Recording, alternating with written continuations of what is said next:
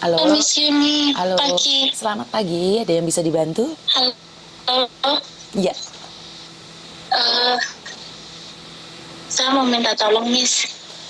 Oke, kamu tahu kan setiap kali telepon masuk ke saya secara langsung dan tidak langsung masuk di YouTube sama di Facebook. Jadi hati-hati jangan pernah menyebut nama siapapun termasuk namamu sendiri.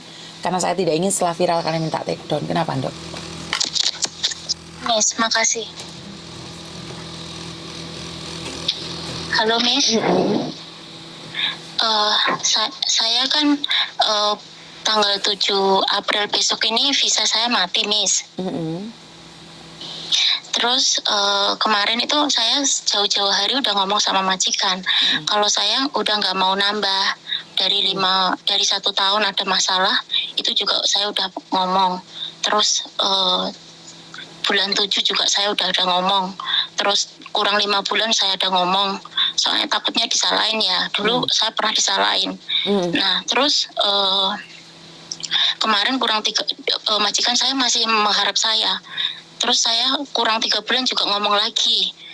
Terus kemarin udah tinggal berapa bulan, saya ngomong lagi, tanyain tiket. Soalnya saya sampai sekarang ini belum ada kepastian tiket, Miss. Terus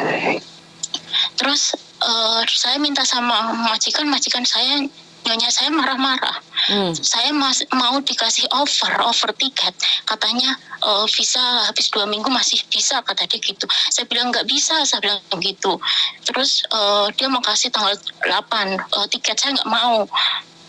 Terus udah itu ada kayak nego-nego gitu. Dia tuh kalau ngomong aduh, saya terus oke, kalau nggak tanggal 6 tanggal 7. Tapi saya nanya ke agent saya belum ada jawaban. Terus kemarin ini sempat debat nih, hari kemarin ini ada debat. Saya dia bilang katanya saya nggak ada long service. Dia kan menjanjikan saya waktu saya mau kontrak ketiga. Saya itu di sini sebenarnya udah nggak kuat banget, Miss. Dari kontrak pertama pun udah ada masalah sebenarnya. Nah, kontrak pertama saya udah mau finish kontrak pertama itu, saya mau keluar, saya mau diancam blacklist. Kata kamu interview waktu di PT kamu mau kerja 4 tahun. Nah, saya digituin kan sama majikan. Saya bilang iya, saya mau kerja 4 tahun, tapi saya rasakan dulu di sini saya nggak enak, saya bilang gitu kan. Kalau saya nyaman saya lanjut, saya bilang gitu kan. Terus akhirnya itu di situ ada perdebatan lah. Terus saya belum oke, udah dipaksa suruh medical. Saya kan nggak mau. Di situ saya sempat dimarahin sama stafnya agent ya. Tapi sekarang staf agent itu udah nggak ada, orang Jawa stafnya.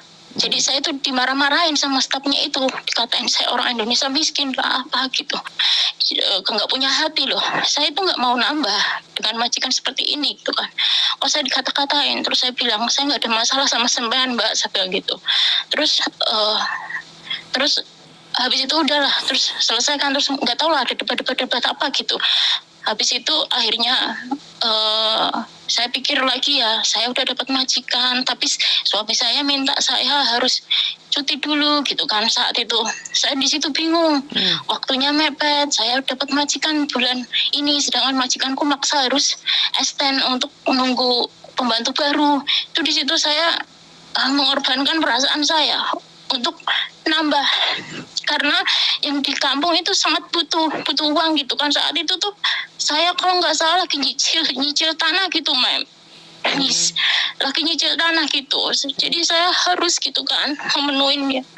Habis itu akhirnya nambah kan. Di situ saya minta perjanjian sama majikan. Di situ saya ditambahin gaji saya. Waktu itu pertama gaji 4.310 ya, 2017.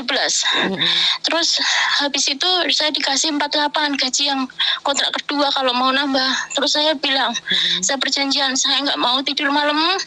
Terus saya kasih makan, kasih sayur, saya bilang gitu kan. Itu selama 2 tahun itu saya nggak dikasih sayur, Miss. Terus makanan pun kadang kalau saya minta itu kadang ya dimarahin, kadang enggak gitu. Pokoknya kalau setiap saya libur itu saya beli sendirilah gitu. Saya orangnya nggak suka ribut-ribut, Miss. Intinya oke kayak gitu.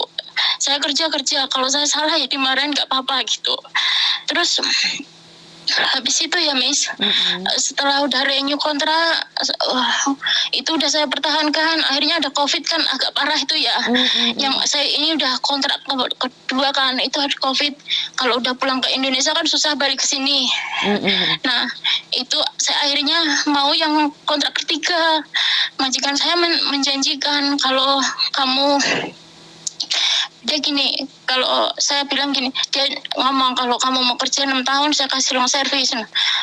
Kalau saya kerja di sini 6 tahun saya kalau saya nambah kontrak di sini 6 tahun dapat long service, iya gitu kan. Dia bilang iya. Nyonya aku sama suaminya, dia bilang iya. Terus saya ngomong lagi kan, kalau 5 tahun lebih saya minta gimana long service saya, bilang gitu kan. Kata dia nanti kalau kamu udah finish 6 tahun baru dikasih gitu kan. Oke. Nah habis itu agent saya pun tahu. Terus tapi nggak ada perjanjian di surat gitu, nggak ada. Habis itu sekarang dia nggak mau ngasih long service Miss. Dia bilangnya gini, Kak, saya masih mau kamu. Kalau kamu nambah 2 tahun lagi jadi 8 tahun, nanti aku kasih kamu long service. Kemarin hari kemarin ini Kamis. Terus karena kamu yang keluar, jadi kamu nggak tak kasih long service, dia bilang gitu. Terus kamu mau renew nggak? Gitu, saya dilus-lus lagi. Saya kan nangis ya. Itu rasanya kaki saya lemes, Miss. Saya udah mempertahankan sekian dari dia. Perlakuannya dia nggak nyiksa secara fisik Miss, tapi mental saya kena terus itu. Sakit rasanya tuh. Saya bertahan sampai sekian karena apa Miss? Di kampung itu lagi butuh juga. Saya punya kayak bank gitu Miss, kan tiap bulan ya, tapi bank saya nanti April ini lunas Miss. Saya memperjuangkan semua ini karena saya nggak mau pengennya baik-baik gitu ya.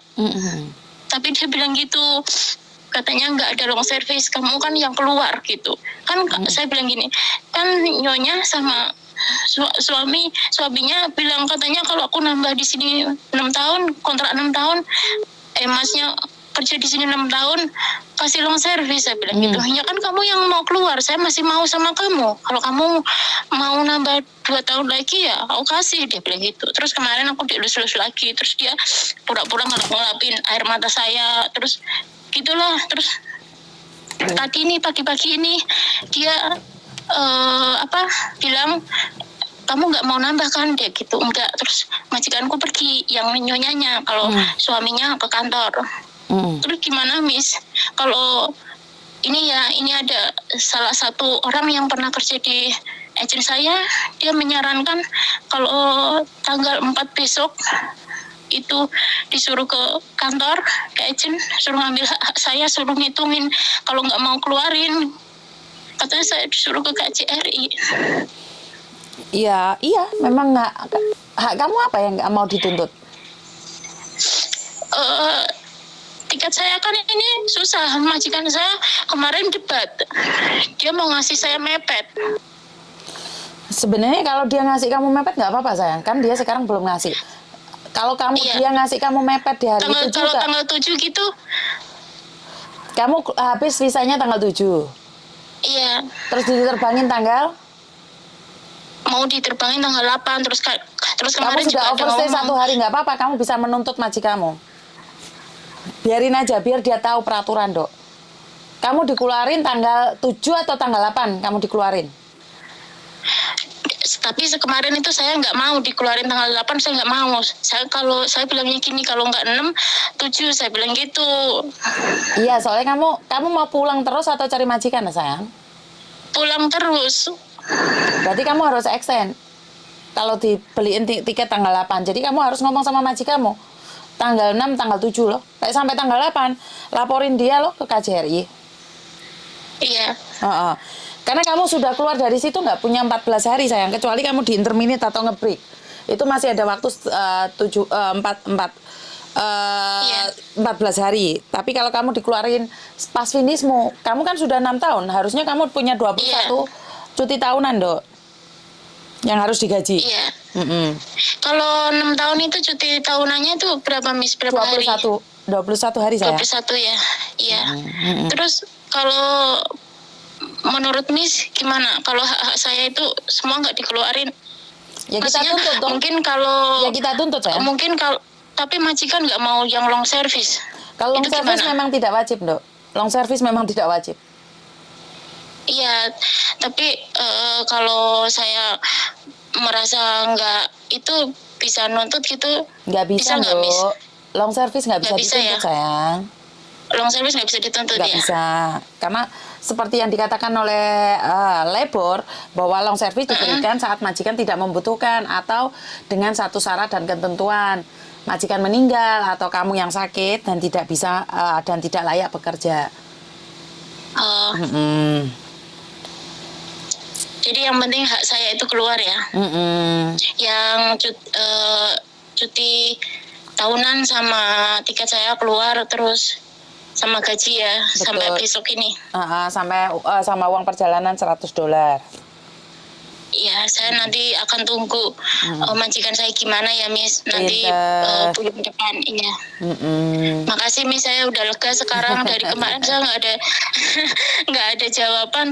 Saya kan kalau udah ada jawaban begini, saya tenang ya, Miss. Lah, kenapa Gitu. agentmu tidak bisa menjelaskan, gitu. Dok? Lah, kenapa agentmu nggak bisa menjelaskan, sayang?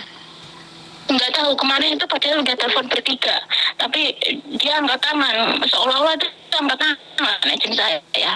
Terus saya bilang saya harus ke kantor kan, mem, saya bilang gitu, minta surat itu kan, ada rincian gitu ya, kalau selesai kontrakan.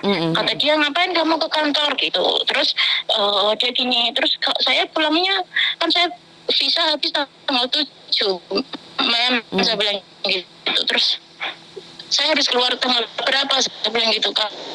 Terus ya, kamu minta sama majikan, sedangkan saya minta sama majikan berisiko, nggak ada pembelaan sama sekali, nggak ada kasih tahu ke majikan gitu.